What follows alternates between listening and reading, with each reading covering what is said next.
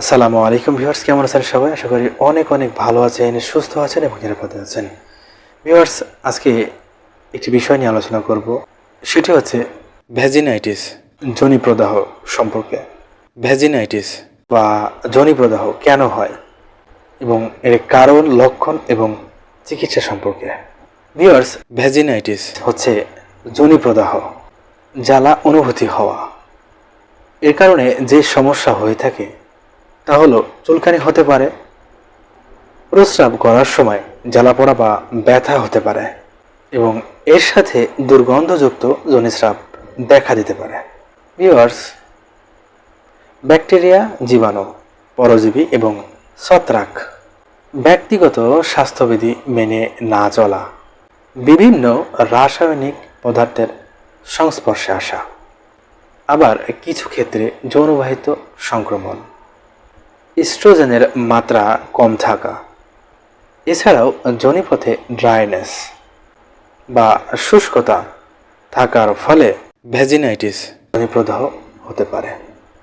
যোনিপথে চুলকানি, জ্বালাপোড়া এবং অস্বস্তি, ব্যথা ও ফোলাভাব এবং এর সাথে যদি অনিয়মিত পিরিয়ডের সমস্যা দেখা দেয় এবং তাতে যদি দুর্গন্ধযুক্ত স্রাব থাকে বা স্রাব দেখা যায়, তাহলে যেটি করতে হবে সেটা হচ্ছে একজন চিকিৎসকের শরণাপন্ন হতে হবে এবং সঠিক সময়ে চিকিৎসা গ্রহণ করার চেষ্টা করতে হবে।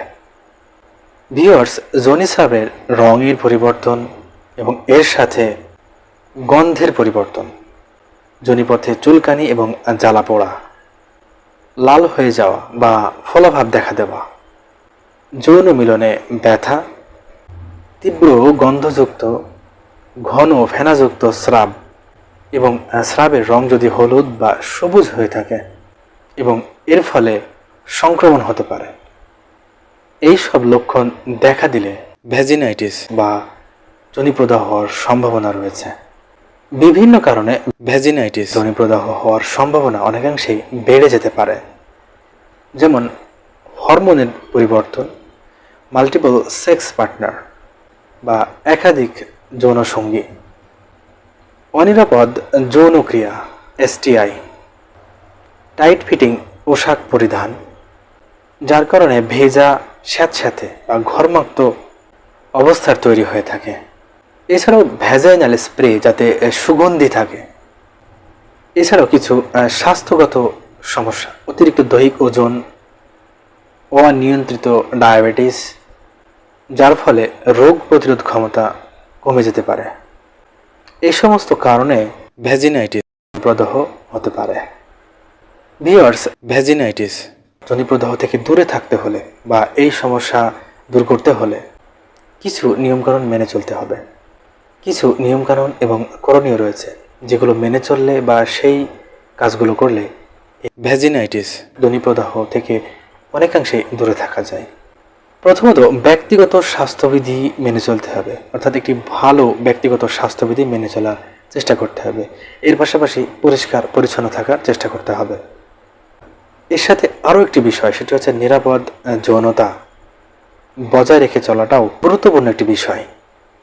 পোশাকের ব্যাপারে বলতে গেলে টাইট ফিটিং পোশাক এড়িয়ে চলা এবং সুতি কাপড় পরিধান করার অভ্যাস গড়ে তোলা, বিশেষ করে তাপ এবং আর্দ্রতা ধরে রাখে এমন পোশাক এড়িয়ে চলা বা পরিধান না করা, অতিরিক্ত সুগন্ধিযুক্ত সাবান এবং স্প্রে এগুলো এড়িয়ে চলতে হবে, কিংবা এগুলো দিয়ে যোনিপথ পরিষ্কার রাখা থেকে বিরত থাকার চেষ্টা করতে হবে। এর পাশাপাশি বিভিন্ন সংক্রমণ থেকে দূরে থাকার চেষ্টা করতে হবে। তাহলে এই ভ্যাজিনাইটিস, যোনিপ্রদাহ থেকে দূরে থাকা সম্ভব হবে। ভিউয়ার্স, ভালো থাকবেন, সুস্থ থাকবেন এবং নিরাপদে থাকবেন। হোমিও ক্লিনিক এই চ্যানেলটির সাথে থাকবেন এবং চ্যানেলটিকে অবশ্যই সাবস্ক্রাইব করে রাখবেন। দেখা হবে অন্য কোনো নতুন একটি ভিডিওতে।